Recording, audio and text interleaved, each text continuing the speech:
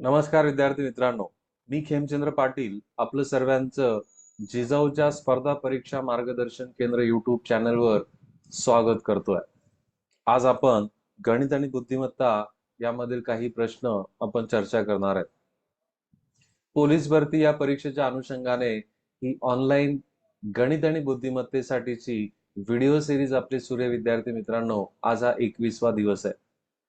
याच्या अगोदरचे व्हिडिओज तुम्हाला आपल्या जिजाऊच्या चॅनलवर मिळून जातील. चला तर मग आपण आजच्या सेशनला सुरुवात करू. आजचा सेशनचा पहिला प्रश्न आहे की पुढील दोन पदांमधील संबंध ओळखून प्रश्नचिन्हाच्या जागी येणारा पर्याय आपल्याला ओळखायचा आहे. अशा प्रकारच्या प्रश्न प्रकाराला म्हटलं जातं समान संबंध. म्हणजे पहिल्या ज्या दोन संज्ञा आहेत, पहिले जे दोन पद आहेत यांच्यामध्ये काही समान संबंध आहे, तसाच संबंध आपल्याला पुढच्या दोन संज्ञांमध्ये काढायचा आहे. चला तुमचं उत्तर पर कमेंट बॉक्स मध्ये टाका. बघा, जर काही समानार्थी शब्द तुम्हाला माहिती असतील तर नदीचा समानार्थी शब्द सरिता आहे. नदीलाच आपण सरिता म्हणतो. तर समुद्राचा समानार्थी शब्द आहे रत्नाकर. म्हणून तुमचं उत्तर येणारे पर्याय क्रमांक 3. पर्याय क्रमांक 3. आणि म्हणून काही वेळेस बघा, समान संबंधांमध्ये 3 प्रकार असतात. एक शब्द समान संबंध, दुसरा असतो संख्या समान संबंध आणि तिसरा असतो अक्षर समान संबंध. या तिघ प्रकारांवर आपल्याला पोलीस भरतीमध्ये प्रश्न विचारले जातात. पुढचा प्रश्न बघा तुमच्या समोर आलेला आहे. खालील मालिकेत न बसणारे अक्षर आपल्याला ओळखायचं. न बसणारा अक्षर कोणतं अक्षर याच्या मालिकेमध्ये बसत नाहीये?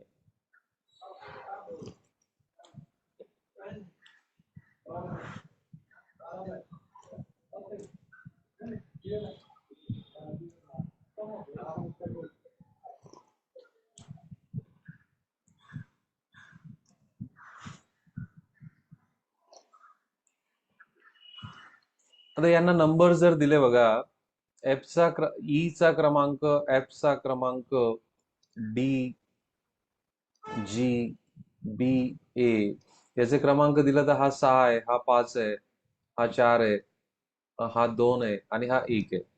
मग शृंखला जर कंटिन्यू करायची असती तर इथं 3 असायला पाहिजे होतं बघा. 6 नंतर 5 नंतर 4 नंतर 3 नंतर 2 नंतर 1. म्हणजे मग या ठिकाणी हा जी नको पाहिजे होता. जी च्या ऐवजी इथं सी यायला पाहिजे होता. पण खाली न बसणारे अक्षर विचारलंय तर तुमचं जी होणार पर्याय क्रमांक 2. आणि म्हणून मी नेहमी माझा आग्रह तुम्हाला राहिलेला आहे की इंग्रजी मधले जे 26 अक्षर आहेत त्यांचे क्रमांक सह पाठ करा. अजून वेळ नाहीये. 26 अक्षरच आहेत. रोज याचा 1 मिनिटासाठी जसे आपण मंत्र म्हणतो, आरती म्हणतो, तसं पुन्हा पुन्हा पुन्हा पुन्हा पुन्हा जप करा. मालिकेत न बसणारा आपल्याला प्रश्न विचारला. पुढचा प्रश्न बघा, हा दिशा ज्ञानावरचा आहे.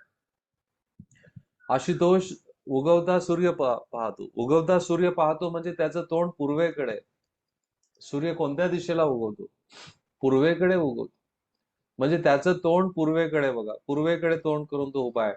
डावीकडे एकदा काटकोनात वळतो. डावीकडचं वळण म्हणजे घड्याळीच्या काट्याच्या विरुद्ध दिशेचं वळण. म्हणजे तो या बाजूने वळतो, काटकोनात वळतो, म्हणजे 90 अंशात वळतो. आणि उजवीकडे दोनदा काटकोनात वळतो. म्हणजे बघा, पहिला उजवीकडचा काटकोन आणि दुसरा. तर आता त्याचं तोंड दक्षिण दिशेला आहे. त्याचं तोंड दक्षिण दिशेला आहे. तर आपल्याला प्रश्न विचारले की त्याच्या पाठीमागची दिशा कोणती? तर त्याच्या पाठीमागची दिशा ही उत्तर असणार आहे. तुम्हाला प्रश्न समजला असेल, आवडला असेल तर चॅट बॉक्स मध्ये यस म्हणा. खूप सुंदर प्रश्न आहे बघा. आशुतोष उगवता सूर्य बघतो. म्हणजे आशुतोषच्या सुरुवातीची दिशा तुम्हाला दिलेली नाहीये, तुम्हाला ती ठरवायची आहे. सूर्य कोणत्या दिशेला उगवतोय?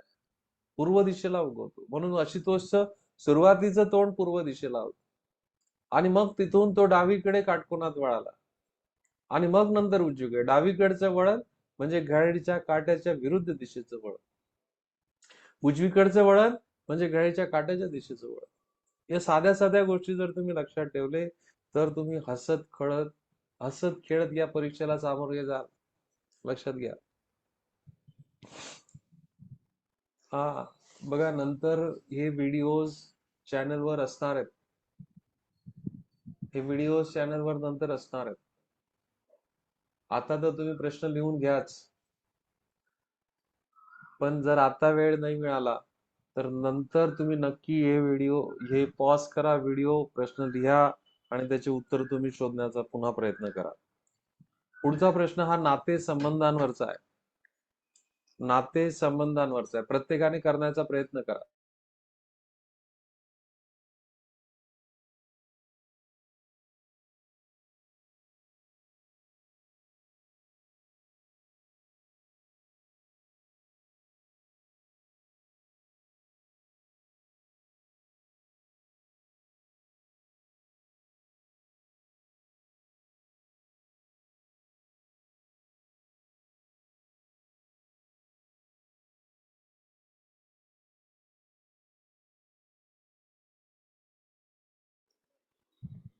नातेसंबंधांवरचा प्रश्न सॉल्व्ह करताना आपण स्वतः त्या सिच्युएशन मध्ये आहेत असं समजा.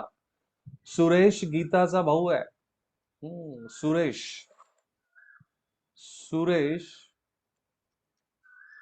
हा भाऊ आहे. कोणाचा भाऊ आहे तो? गीताचा भाऊ आहे. म्हणजे गीता बहीण आहे. लता गीताची मावशी आहे. म्हणजे यांची कोणी आई असेल त्या आईची बहीण कोण आहे? लता आहे. म्हणजे जर लता आणि जर महिला असेल तर तिला आपण नेहमी वर्तुळात टाकतो, पुरुष असेल तर आपण चौकोनात टाकतो. लता गीताची मावशी असेल तर सुरेशची पण मावशी असेल. लता पुष्पाची बहीण आहे. लता पुष्पाची बहीण आहे.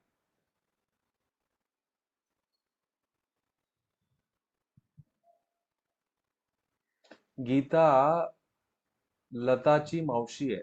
ओके, गीता ही लताची मावशी. ओके, तो इथं बघा थोडस आपल्याला सुधरावं लागेल. हे सुरेश हा भाऊ आहे. कोणाचा भाऊ आहे? गीताचा भाऊ आहे. सुरेश भाऊ आहे आणि गीता बहीण आहे म्हणून वर्तुळात. गीता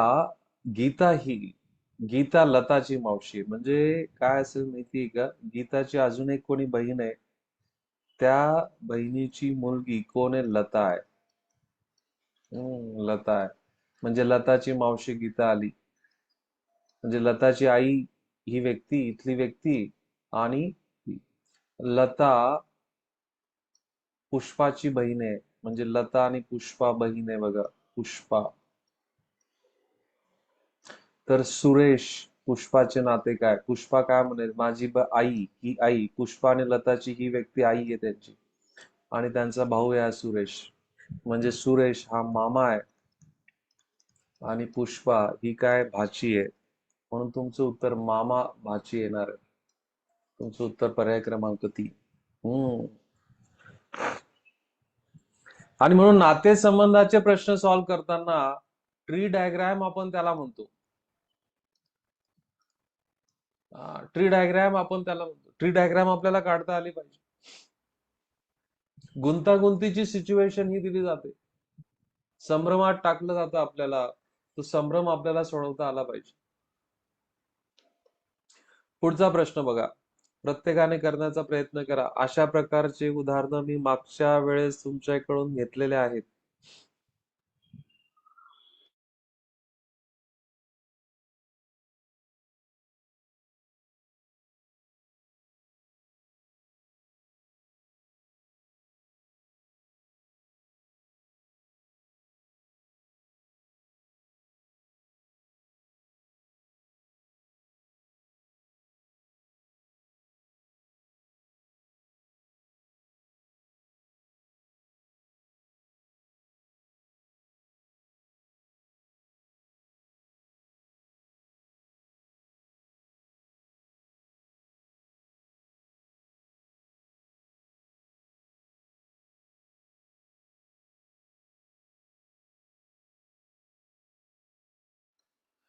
रोहन त्याच्या वर्गात खालून 28व्या क्रमांकावर आहे. तसेच वरुण देखील 28व्या क्रमांकावर. वर्गातील एकूण विद्यार्थी किती? तर वर्गातील एकूण विद्यार्थी काढण्यासाठी त्याचा खालूनचा क्रमांक 28, वरूनचा क्रमांक 28. तर ह्या दोघांची बेरीज करून त्याच्यामधून एक मिळवावं लागेल. सो 28 अधिक 28 किती झाले? 56. 56 वजा 1. सो तुमचं उत्तर येणार आहे 55. पर्याय क्रमांक 3. मला पूर्ण खात्री आहे की तुमचं पण उत्तर पर्याय क्रमांक 3 आलं असेल. Very good. चला, पुढचा प्रश्न तुम्ही करण्याचा प्रयत्न करा. मी 30 सेकंदाचा वेळ तुम्हाला देतोय. प्रश्न लिहा, पेपर पेन्सिलचा वापर करा. जिजाऊच्या चॅनलला नवीन असाल तर चॅनल लाईक करा, सबस्क्राईब करा, जास्तीत जास्त विद्यार्थ्यांपर्यंत शेअर करा. जिजाऊच्या माध्यमातून ही जी चळवळच म्हणावी लागेल त्याला विद्यार्थी मित्रांनो, की तळागाळातला विद्यार्थी, कोकणातला विद्यार्थी, महाराष्ट्रातला प्रत्येक विद्यार्थी, गावखेड्यातला विद्यार्थी प्रशासकीय सेवेमध्ये जायला पाहिजे, यासाठीची जी चळवळ आप्पासाहेब निलेशजी सांबरे साहेबांनी जी केलेली आहे, त्या माध्यमातून आपण ही ऑनलाईन सत्र घेतोय.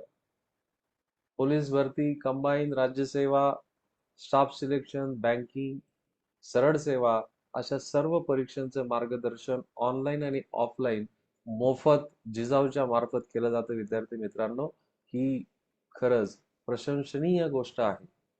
आणि म्हणून हा संदेश आपल्या सोबत, आपल्या मित्रांमध्ये, आपल्या परिवारामध्ये पोहोचवा आणि त्यांना या प्रवाहामध्ये जोडून घ्या. प्रश्नचिन्हाच्या जागी काय येईल? याला असं म्हणतो आपण, याला अक्षर आणि संख्या दोघं गोष्टींचा विचार करायचा आहे. आपण जर संख्यांवर विचार केला तरी सुद्धा आपण काही पर्याय इलिमिनेट करू शकतो. 3, 6, 12, 24 काय दिसतंय बघा. 3ची दुप्पट 6, 6ची दुप्पट 12, 12ची दुप्पट 24, 24ची दुप्पट 48. म्हणजे संख्यांमध्ये 48 पाहिजे. पर्याय क्रमांक 3 आणि 4 येत नाही. आता अल्फाबेट्स वर विचार करा. अल्फाबेट्स मध्ये ए, सी, ई, जी. बघा, ए चा नंबर काय? 1, सी चा 3, ई चा 5, जी चा 7. विषम संख्या 1, 3, 5, 7. मग पुढे काय येणार आहे? 9. 9 वर कुठला अल्फाबेट आहे? आय. म्हणजे तुमचं उत्तर झालं आय 48, आय 48. पर्याय क्रमांक 2. इतकं साधं आणि व्यवस्थित जरी केलं तरी 30 सेकंद हा वेळ तुम्हाला खूप जास्त वाटणार आहे. माझ्या मताशी सहमत असाल तर चॅट बॉक्स मध्ये येस म्हणा. चॅट बॉक्स मध्ये येस म्हणा.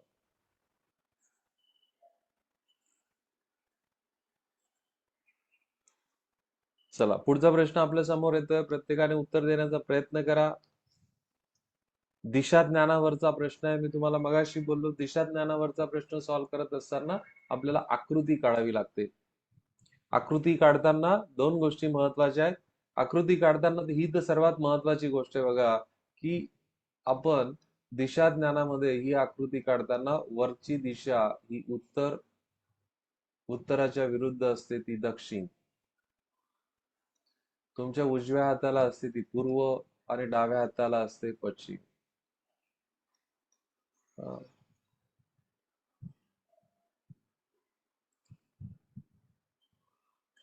उजवीकडे जर तुम्हाला वळायचं असेल तर घड्याळीच्या काट्याच्या दिशेने वळा. दिशेने.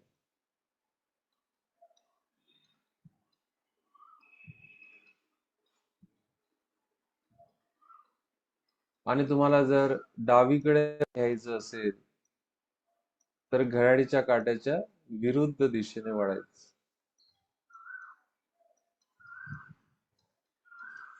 वळणाचा कोन दिलेला नाहीये,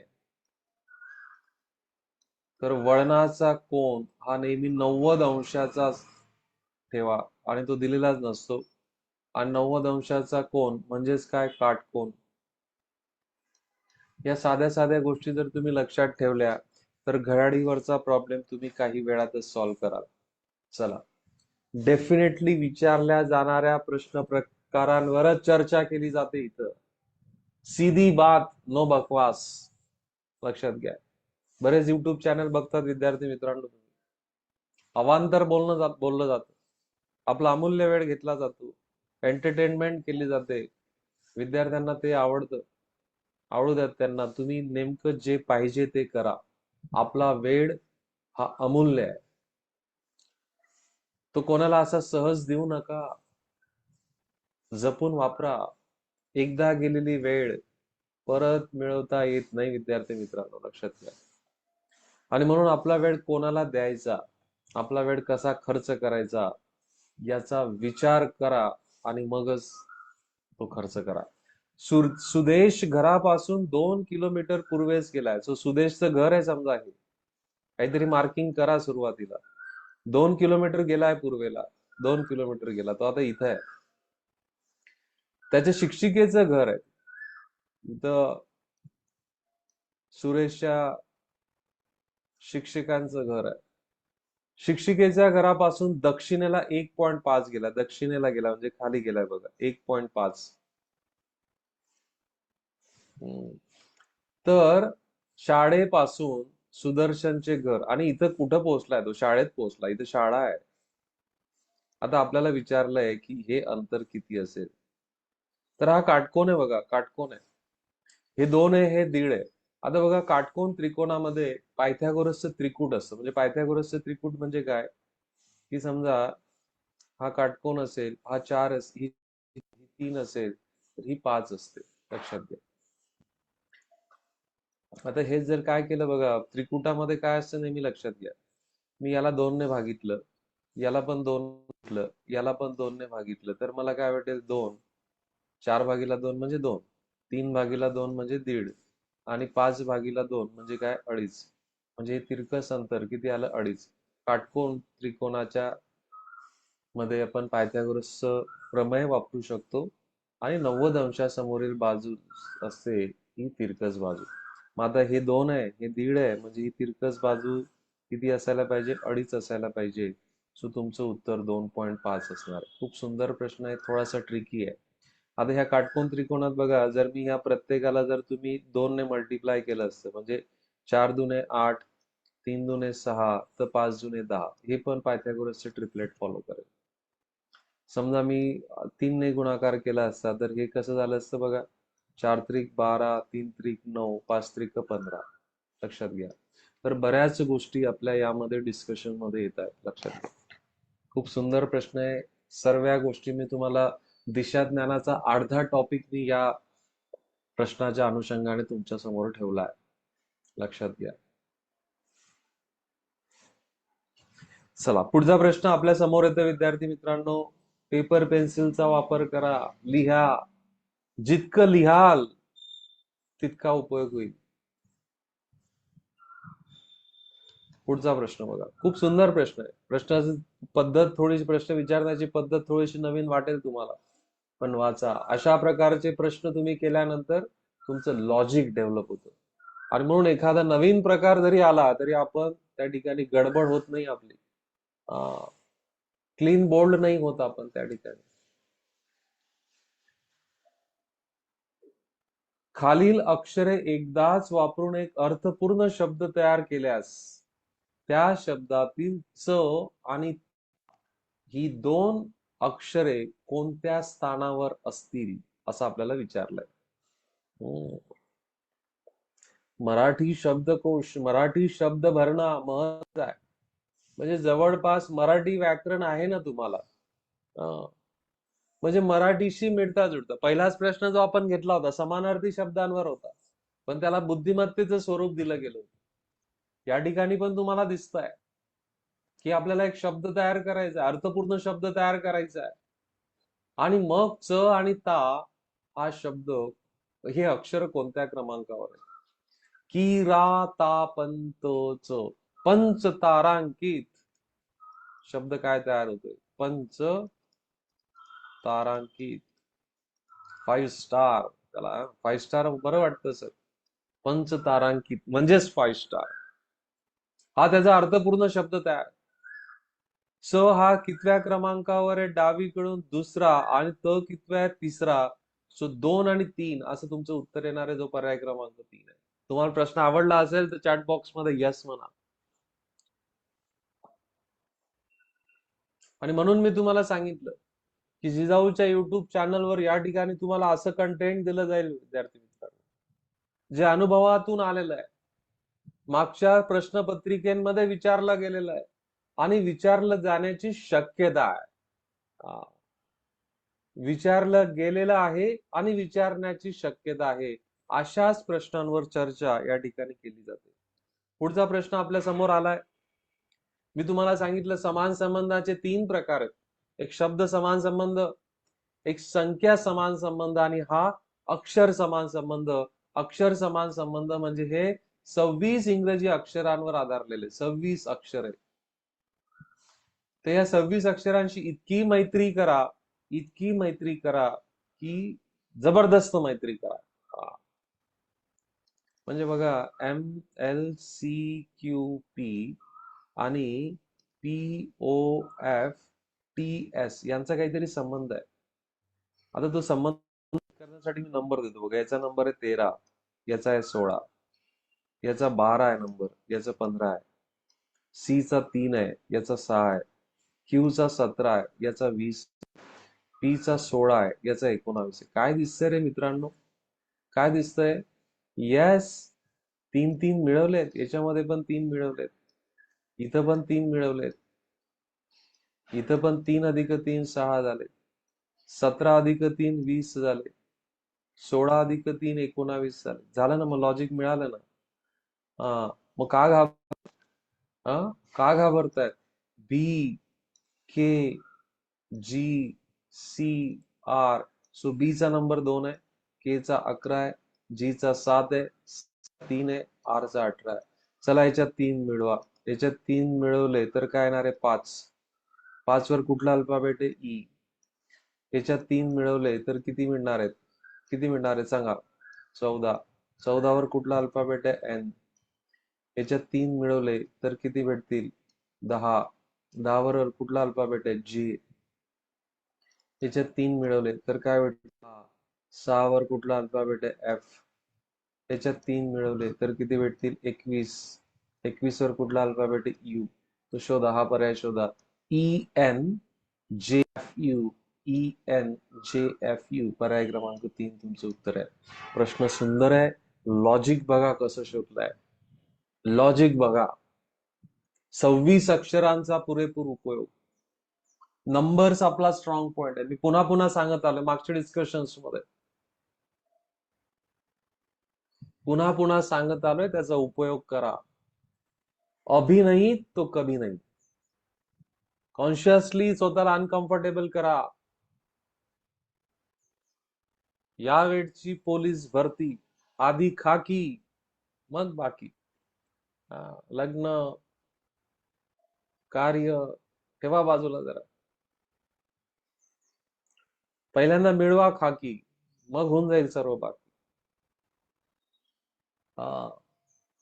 खूप सुंदर प्रश्न विद्यार्थी मित्रांनो. चला पुढचा प्रश्न करण्यासाठी मी तुम्हाला थोडासा वेळ देणार आहे आणि तो आहे कॅलेंडरवरचा. कॅलेंडरवरचा प्रश्न आपण बऱ्याच वेळेस सॉल्व्ह केलेला आहे. Very good. चला करा.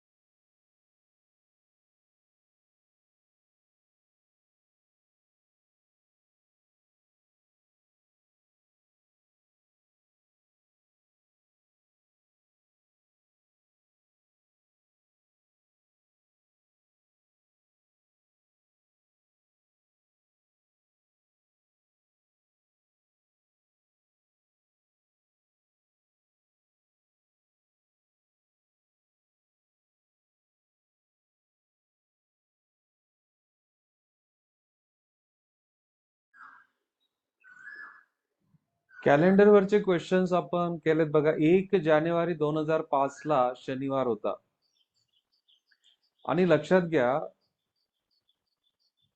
साधारण वर्षामध्ये साधारण वर्षामध्ये 1 जानेवारी आणि 31 डिसेंबर हे दोघं दिवस सारखेच असतात.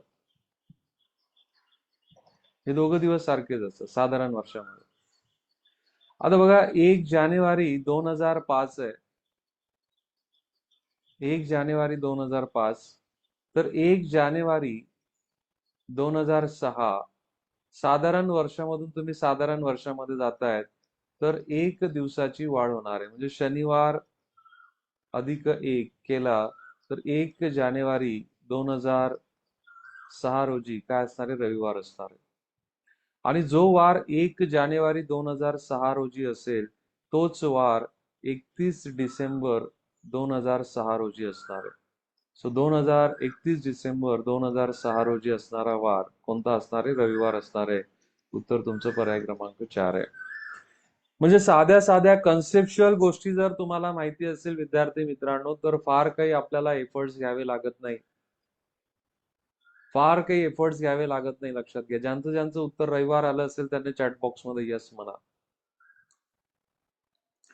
चला पुढचा प्रश्न हा सुंदर आहे आणि त्याच्यासाठी मी तुम्हाला एक चार्ट या ठिकाणी दिला. इंग्रजी महिने आपल्याला सर्वांना माहितीच आहेत.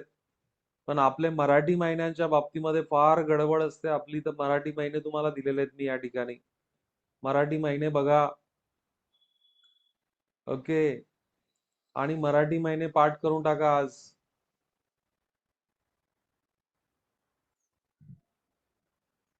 मराठी महिने पाठ करून टाका.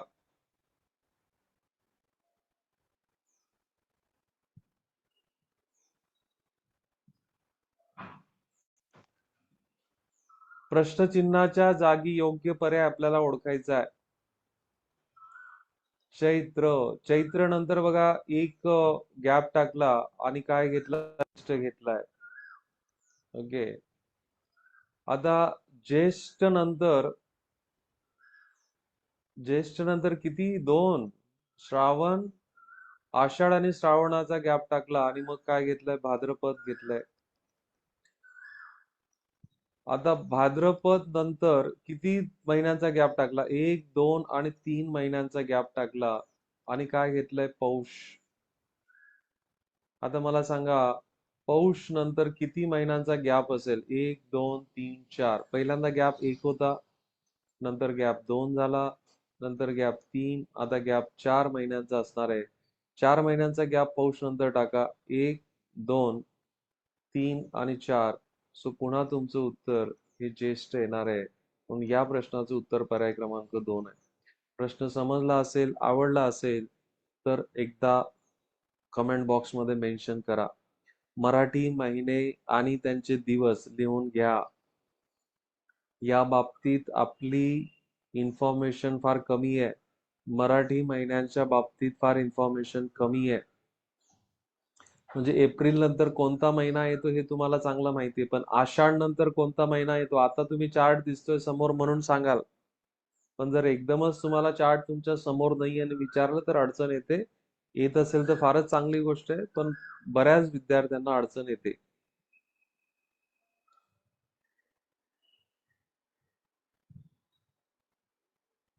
चला, लिहिण्यासाठी मी तुम्हाला वेळ दिलेला आहे.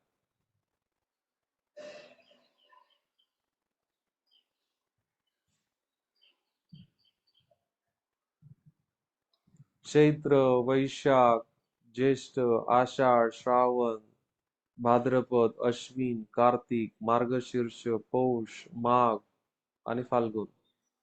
चैत्र, वैशाख, ज्येष्ठ, आषाढ, श्रावण, भाद्रपद, अश्विन, कार्तिक, मार्गशीर्ष, पौष, माघ, फाल्गुन. ओके. चला पुढचा हा प्रश्न आहे बघा. गटात न बसणारा शब्द ओळखा असं म्हटलंय.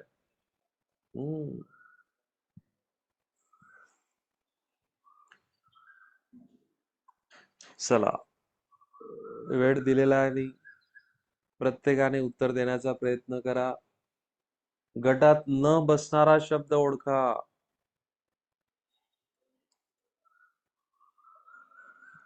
तबला, तबला, संबळ आणि ढोल हे एका कॅटेगरीतले आहे बेटा. अं, सनई आपण तोंडाने हवा आपण फुंकून मग सनई त्याच्यामधून स्वर निघतो. पण या ठिकाणी आपण हे वाजण्याचे हे सर्व इन्स्ट्रुमेंट्स आहेत. म्हणून या गटात न बसणारा सनई आहे. चला पुढचा प्रश्न बघा, हा संख्या मालिकेवरचा आहे. पुढे संख्यांची एक श्रेणी दिलेली आहे. ती एक विशिष्ट नियमानुसार आहे. तो नियम लक्षात घेऊन प्रश्नचिन्हाच्या जागी येणाऱ्या संख्या पर्यायांमधून निवडायची आहे. मी तुम्हाला वेळ देतोय. प्रत्येकाने या प्रश्नाचे उत्तर देण्याचा प्रयत्न करा. चला.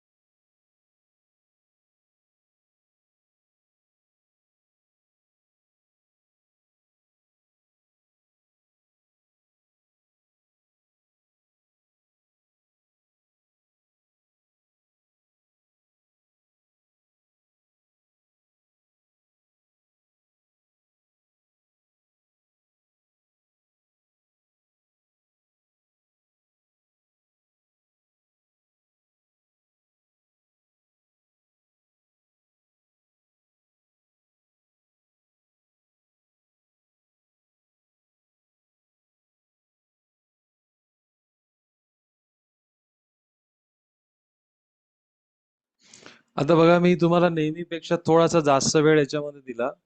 तर यामध्ये लॉजिक असं आहे बघा, वर्ग संख्या अधिक एक असं लॉजिक याच्यामध्ये, वर्ग अधिक एक. तुम्ही कोणतं लॉजिक वापरलंय मला माहित नाही. पण दोन लॉजिक आपण याच्यासाठी वापरू शकतो. बघा, दोन कसा लिहिला गेलाय. दोन म्हणजे काय? एकाचा वर्ग अधिक एक बरोबर दोन. तीनाचा वर्ग अधिक एक, तीनाचा वर्ग 9 अधिक एक 10. नंतर पाचाचा वर्ग अधिक एक म्हणजे पाचाचा वर्ग 25 अधिक एक 26. पुढे साताचा वर्ग अधिक एक, साताचा वर्ग 49 अधिक एक 50. मग त्या अनुषंगाने, आणि ह्या सर्व विषम संख्या आहेत, 1 3 5 7.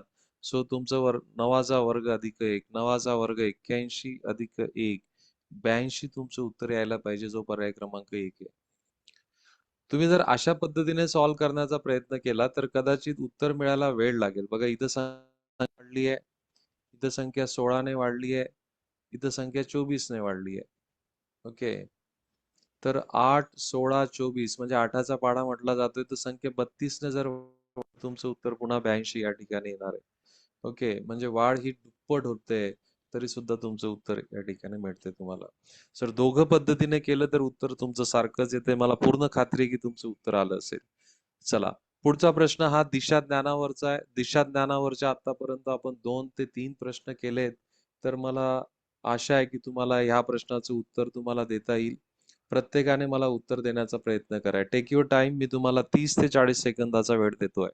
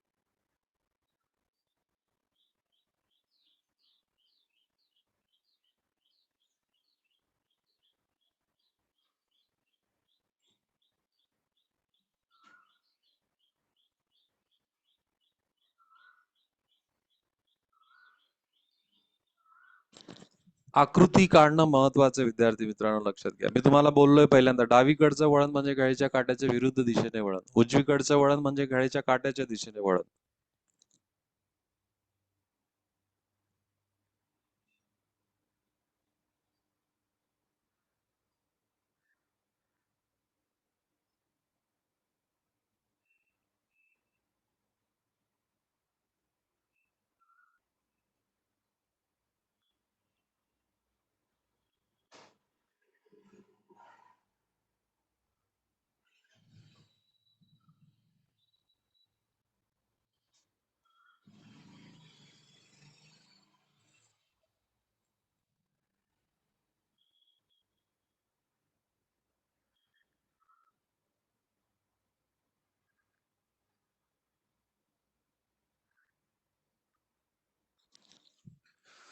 सो आकृती काढणं हा सर्वात मोठा शॉर्टकट आहे. सुरेश हा पूर्वेकडे चालत गेला बघा. सुरेश हा त्याचं सुरुवातीचं स्थान आहे. समजा त्याचं घर आहे. तो पूर्वेकडे चालत गेलाय किती 5 किलोमीटर.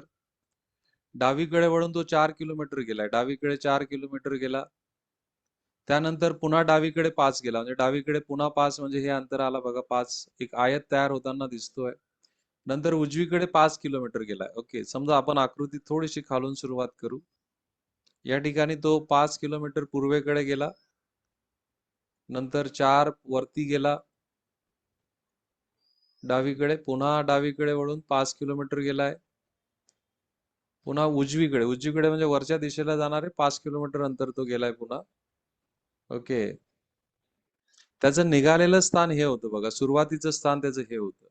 तर आता तो निघालेल्या स्थानापासून किती अंतरावर आणि कोणत्या दिशेचे. आता बघा हे जर डॉटेडने आपण जोडलं तर हे समोरचं 4 आहे तर हे पण 4 असेल. तर हे 4 आणि 5 म्हणजे किती झालं 9 किलोमीटर अंतर आहे. आणि सुरुवातीची ही दिशा कोणती दिशा आहे? उत्तर दिशा आहे. म्हणजे तुमचं पर्याय क्रमांक 1 यायला पाहिजे.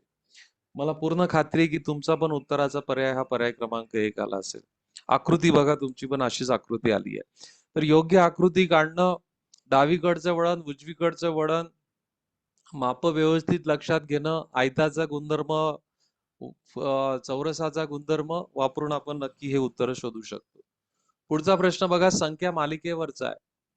संख्या मालिकेवरचा आहे. मागे आपण ऑलरेडी एक संख्या मालिकेवरचा प्रश्न सॉल्व्ह केलाय. प्रत्येकाने वेळ द्या स्वतःला आणि मला उत्तर देण्याचा प्रयत्न करा.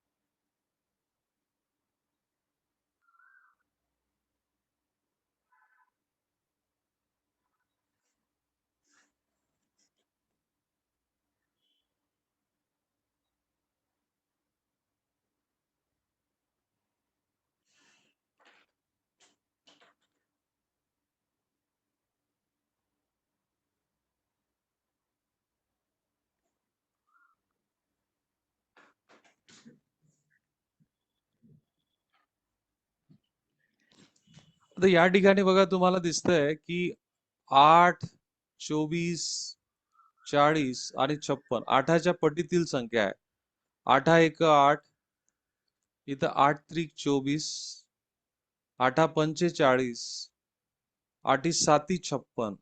म्हणजे पहिला गुणक, तिसरा गुणक, पाचवा गुणक, सातवा गुणक. तर इथं आता 8 नम 72. 8चे विषम गुणक घेतले जात आहेत, म्हणून तुमचं उत्तर पर्याय क्रमांक 1 येणार आहे. किंवा वाढ जरी तुम्ही बघितली तर वाढ ही 16-16ने संख्या वाढतायत. 16-16ने संख्या वाढतायत. तर तुमचं उत्तर हे पर्याय क्रमांक 1 येणार आहे. चला, हा पण प्रश्न सुंदर आहे. प्रत्येकाने उत्तर देण्याचा प्रयत्न करा.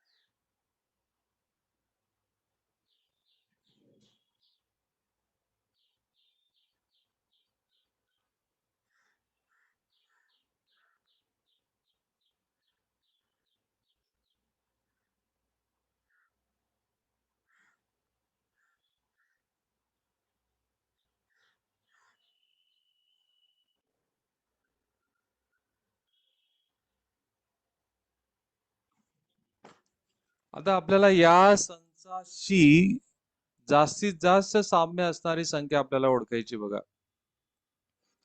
4, 16 आणि 36 स्पेशल संख्यात नाही. हा 2चा वर्ग आहे, 4चा वर्ग आहे, 6चा वर्ग आहे. समसंख्या आहेत सर्व.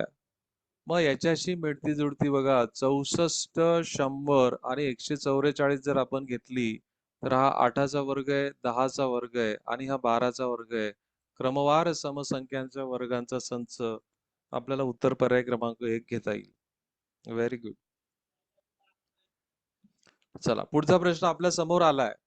गटात न बसणारी व्यक्ती ओळखा. बघा, नाते म्हणजे तुमचं जनरल नॉलेज देखील चेक केलं जात आहे.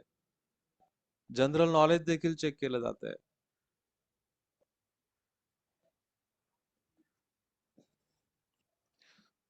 नेहरू, महात्मा गांधी, अटल बिहारी वाजपेयी आणि पी.व्ही. नरसिंहराव.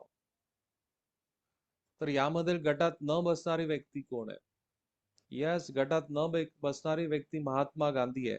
कारण की हे कधी ना कधी आपल्या देशाचे पंतप्रधान राहून चुकलेल्या व्यक्ती आहेत. पंडित नेहरू भारताचे स्वतंत्र भारताचे पहिले पंतप्रधान होते. अटल बिहारी वाजपेयी पंतप्रधान होते. पी.व्ही. नरसिंहराव पंतप्रधान होते. पण महात्मा गांधी पंतप्रधान नव्हते. म्हणून या गटात न बसणारी व्यक्ती महात्मा गांधी आहे. पुढचा प्रश्न हा सांकेतिक भाषेवरचा आहे, पण थोडे वेगळ्या प्रकारची सांकेतिक भाषा आहे. ओके. तर एकच या ठिकाणी सूचना दिली आहे. एका सांकेतिक भाषेत मगर हा शब्द असा लिहिला जातो. म्हणजे नक्कीच म साठी हा त्रिकोण वापरलाय, ग साठी गुणाकाराची फुली आणि र साठी चौकोन वापरलाय. तर गुणाकाराची फुली, त्रिकोण आणि चौकोन याच्यासाठी काय वापरला असेल? तर ग म र असं तुमचं उत्तर येणार आहे. ग म र, पर्याय क्रमांक 1. सोपा प्रश्न होता, खूप काही त्याच्यामध्ये चॅलेंजिंग नाहीये. पुढचा प्रश्न आपल्याला या ठिकाणी आलेला आहे. पुढील शब्द मराठी शब्दकोशाप्रमाणे लावल्यास शेवटून दुसरा शब्द कोणता असेल? आता डिक्शनरी मध्ये बघा, नवीन प्रकारचे प्रश्न तुम्हाला या ठिकाणी दिसतील. असे क्वचितच कुठे तुम्ही डिस्कस केलेले असतील प्रश्न या ठिकाणी. म्हणून मी तुम्हाला मराठी भाषेतील स्वर आणि व्यंजन या ठिकाणी दिले. बघा, हे वरती जे आहेत ते मराठी भाषेतले स्वर आहेत. 1, 2, 3, 4, 5, 6, 7, 8, 9, 10, 11, 12, 13. 13 स्वर आहेत मराठी भाषेमध्ये. आणि 1, 2, 3, 4, 5. 1, 2, 3, 4, 5, 6, 7, 35, 36 व्यंजन आहेत. तर आता अनाथ, अनास्था, अनाडी आणि अनादी, अना सारखा आहे. पण आता या शेवटच्या अक्षराने त्यांची शब्दकोशामध्ये मांडणी होणार आहे. चला, मला उत्तर देण्याचा प्रयत्न करायचा आहे.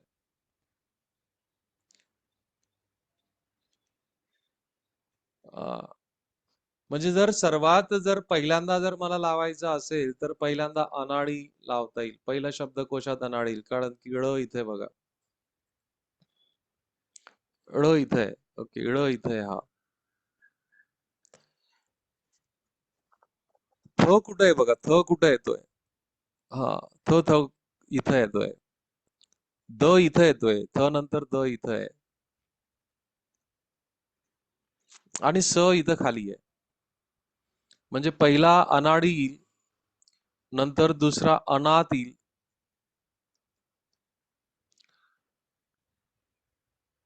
नंतर अनादी येईल आणि मग नंतर अनास्था येईल. ओके, सो शेवटून दुसरा तुमचं उत्तर येणार आहे अनादी. तर हा वेगळ्या प्रकारचा प्रश्न आहे. इंग्रजीमध्ये जर असं विचारलं गेलं असतं तर कदाचित आपल्याला फार लवकर आलं असतं, आणि म्हणून मी तुम्हाला या ठिकाणी अक्षर तुम्हाला देऊन दिलेत, मराठी अक्षर तुम्हाला दिलेले आहेत.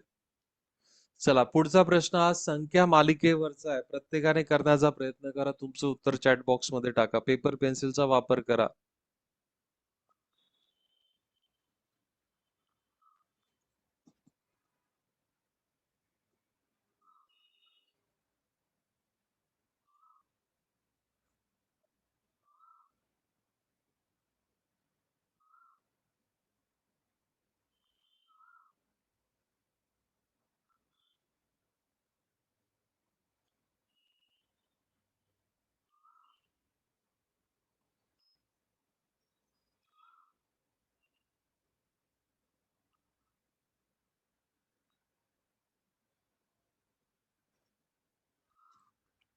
संख्या मालिकेवर, अक्षर मालिकेवर प्रश्न तुम्ही नक्की त्याची अपेक्षा करू शकतात परीक्षेमध्ये. तर या प्रकारच्या सेरीजवर बघा, थोडासा फोकस करा. मागच्या दोन पदांची बेरीज हे तिसरं पद तयार होते. म्हणजे 2 अधिक 3 यांची बेरीज झाली 5. नंतर 3 अधिक 5 यांची बेरीज झाली 8. नंतर 5 अधिक 8 यांची बेरीज झाली 13. आता 13 अधिक 21 यांची बेरीज होणार आहे 34. तुमचं उत्तर यायला पाहिजे, जो पर्याय क्रमांक 3 आहे. जो पर्याय क्रमांक 3 तुम्हाला या ठिकाणी दिसतोय. तर अशा प्रकारे विद्यार्थी मित्रांनो, आज आपण जवळपास 20 प्रश्नांवर चर्चा केली. ते प्रश्न गणित आणि बुद्धिमत्ता दोघं विषयांचे होते. काही वेगवेगळ्या प्रश्नांवर आपण प्रकाश टाकला. मी पुन्हा एकदा विनंती तुम्हाला करतोय, तुम्हाला ज्या ठिकाणी असं वाटलं असेल की हा प्रश्न थोडासा आपल्यासाठी घाई झाली, तर हा व्हिडिओ ऑलरेडी जिजाऊच्या चॅनलवर तुम्हाला बघायला भेटेल. चॅनलवर जा, तो व्हिडिओ बघा. जिथं तुम्हाला वाटते तिथं पॉज करा, लिहून घ्या. महत्वाचे मुद्दे देखील मी तुम्हाला प्रत्येक याच्यामध्ये लिहून दिलेले आहेत, त्यांची देखील नोंद घ्या. जास्तीत जास्त विद्यार्थ्यांपर्यंत हे शेअर करा. तुम्ही जर चॅनलला नवीन असाल तर लाईक आणि सबस्क्राईब करा. ठीक आहे, धन्यवाद. Happy learning.